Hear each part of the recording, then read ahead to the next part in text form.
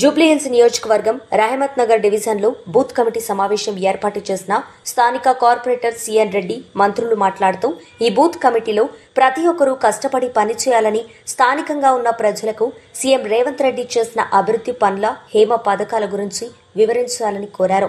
ఈ కార్యక్రమానికి ముఖ్య అతిథులుగా విచ్చేసిన మంత్రులు పొన్నం ప్రభాకర్, తుమ్మల నాగేశ్వరరావు, గడ్డం వివేక్ వెంకటస్వామి మరియు చైర్మన్లు రామరెడ్డి, కేశవులు, పటేల్ రమేష్ రెడ్డి, మోహన్ రెడ్డి, కాంగ్రెస్ సీనియర్ లీడర్స్ నవీన్ యాదవ్, సంజయ్ గౌడ్ మరియు కాంగ్రెస్ నాయకులు, కార్యకర్తలు పాల్గొన్నారు. మీరు ఆ ల్యాండ్ గురించి కూడా చెప్పినారు. నేను ఆల్రెడీ కమిషనర్కి లెటర్ రాసిన, తొందరగా దీన్ని పరిష్కరించాలని చెప్పి కూడా చెప్పడం జరిగింది.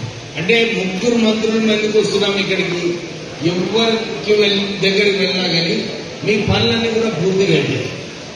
ఎందుకంటే కాంగ్రెస్ ప్రభుత్వం ఎప్పుడు కూడా మన ప్రజలకు ఏం అవసరాలు ఉన్నాయో దాని గురించి ఆలోచించి ఎప్పుడు కూడా కాంగ్రెస్ పార్టీ పనిచేస్తుందని చెప్పి మీ అందరికీ భరోసా ఇప్పిస్తూ, మా దగ్గర అందరూ మంచి సీనియర్ నాయకులు ఉన్నారు. ఇక్కడ అందరూ కూడా ప్రజల కోసం ఆలోచిస్తారు. మీకు మీ సమస్యలు ఏమున్నాయో మీరు మీ నాయకుల ద్వారా మా దగ్గరకు వస్తే డెఫినెట్లీ అందరికీ కూడా శాంక్షన్ చేపించి పనులు చేపిస్తామని చెప్పి మీకు భరోసా ఇప్పిస్తూ, మీరు ఎవరు చెప్పండి కొడుతులేరు.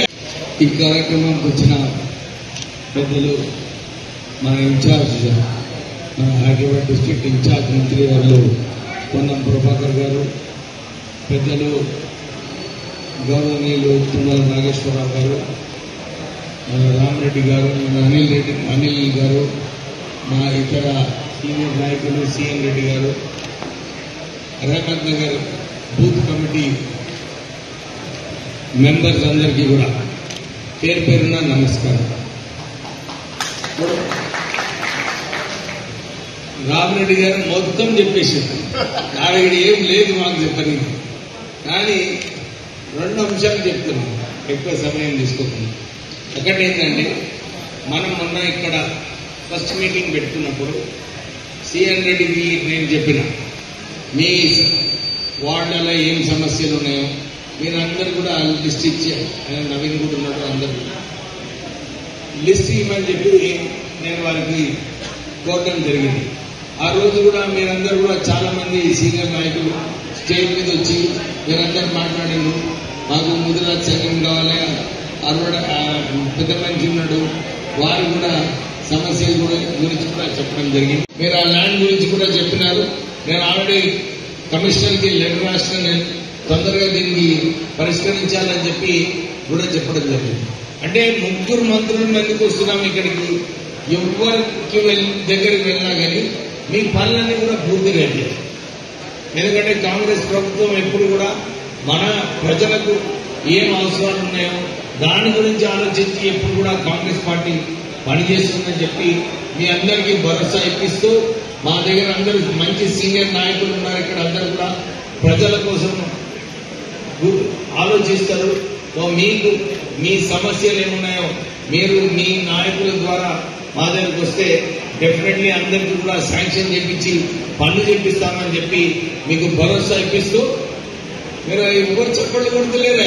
ఒక అమ్మాయి యాక్సిడెంట్ లో చనిపోతే కూడా ఎటువంటి సానుభూతి సంబంధం లేకుండా కాంగ్రెస్ పార్టీ అధికారంలో ఉంది. కాంగ్రెస్ పార్టీ శాసనసభ్యులు గెలిపించుకుంటే కంటోన్మెంట్ అభివృద్ధి అవుతుందని గణేష్ గారిని గెలిపించుకున్నారు. జూబ్లీహిల్స్ ప్రజలు కూడా ఆ విధంగా ఆలోచన చేసి, ప్రభుత్వం కాంగ్రెస్ ఉంది, జూబ్లీహిల్స్ అభివృద్ధి కాంగ్రెస్ పార్టీతోనే సాధ్యమైతుంది, అభ్యర్థికి సంబంధం పార్టీ నిర్ణయిస్తుంది, జూబ్లీహిల్స్ కాంగ్రెస్ పార్టీని గెలిపిస్తున్నారు అని ఒకసారి గట్టిగా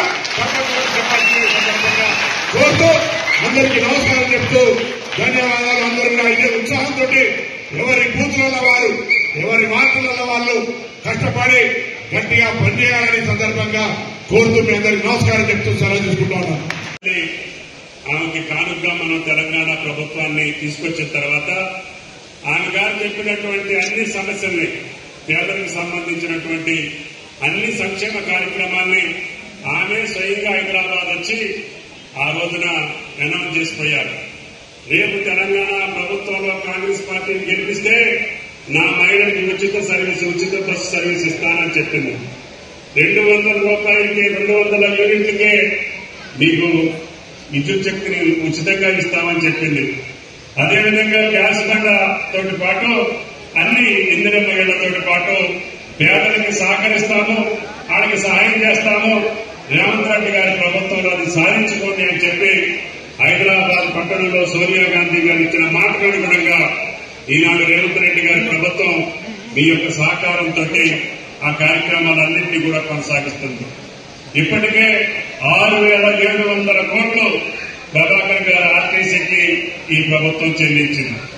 అంటే 200 కోట్ల మంది మహిళలు ఇప్పటికే బస్సు ప్రయాణం చేశారు ఈ సంవత్సరంన్నర కాలంలో.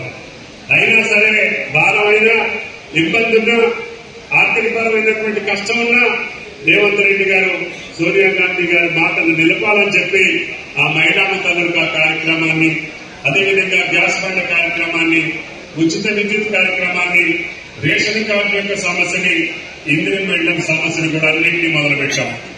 కొన్ని వేల కోట్ల రూపాయలు ఖర్చు అవుతున్నప్పటికీ రాష్ట్ర ప్రభుత్వం సంక్షేమంలో వెనుకడుగు వేయకుండా పేదల కోసం, బడుగుల కోసం, బలహీన వర్గాల కోసం వాళ్ళ కష్టాలు తీర్చడానికే ఇందిరమ్మ రాజ్యం వచ్చింది.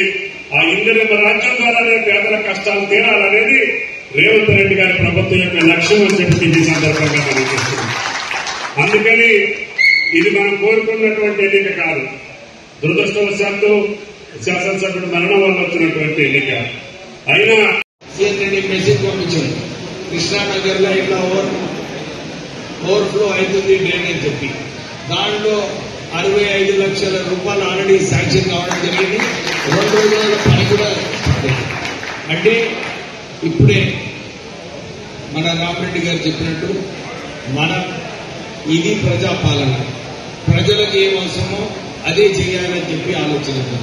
ముఖ్యనే మేము ఇంతకుముందు టీఆర్ఎస్ పార్టీ కాళేశ్వరం అని చెప్పి 1,00,00,000 కోట్ల రూపాయలు వృధా కావడం జరిగింది. అంటే అన్ని చోట్ల కూడా ఎక్కడైతే అవసరం లేదో అక్కడ ఖర్చు పెట్టి ఈ రాష్ట్రానికి ఖజానా ఖాళీ చేసి 8 లక్షల కోట్ల అప్పు చేసింది టీఆర్ఎస్. మనమందరం గమనించాలి. ముఖ్యమంత్రి రేవంత్ రెడ్డి గారు మనకు ఇన్ని పథకాలు ఏదైతే ప్రత్యేకంగా సన్నబియ్యం పథకమైన కానీ వారికి నిన్న కూడా ఢిల్లీలో ఉన్నప్పుడు అరే మనం ఎట్లనన్నా ఇందిరమ్మ ఇల్లులో అందరి బీద ప్రజలకు మనమందరికీ ఇల్లు ఇవ్వాలని చెప్పి ఆయన మళ్ళొకసారి మా అందరికీ ఆదేశాలు ఇవ్వడం జరిగింది. నేను మొన్న కూడా మీటింగ్ లో మాట్లాడేటప్పుడు మన గోల్కొండలో కూడా ఒక మీటింగ్ చేసుకున్నాము. మొన్న చేసుకున్నప్పుడు కూడా అందరూ వచ్చి అడిగినారు, సార్ మాకు ఇందిరమ్మ ఇల్లు కావాలి, మేము బయట నుంచి వచ్చినాము, మేము రెంట్లో ఉంటున్నాము, మాకు ఇల్లు కావాలని చెప్పి చాలా మంది కోరడం జరిగింది. అయితే నేను వాళ్ళందరికీ ఇదే చెప్పినాను, మీరందరూ కూడా లిస్ట్ ప్రిపేర్ చేయడమ్మా. మేము డెఫినెట్లీ కాంగ్రెస్ పార్టీ ఇంతకుముందు 12 సంవత్సరాల క్రితము మీకు ఎట్లయితే ఇందిరమ్మ ఇల్లు ఇచ్చినామో మళ్ళొకసారి మన కాంగ్రెస్ ప్రభుత్వము మీ అందరికీ ఇందిరమ్మ ఇల్లు ఇస్తుందని చెప్పి వాళ్ళందరికీ భరోసా చెప్పడం జరిగింది. దాంతోపాటు ఎక్కడైతే నాలుగులు సరిగా లేవో, ఎక్కడైతే రోడ్లు సరిగా లేవో ఈ 2 సమస్యలు కూడా మేము చూసుకుంటామని చెప్పి అప్పుడు హామీ ఇవ్వడం జరిగింది.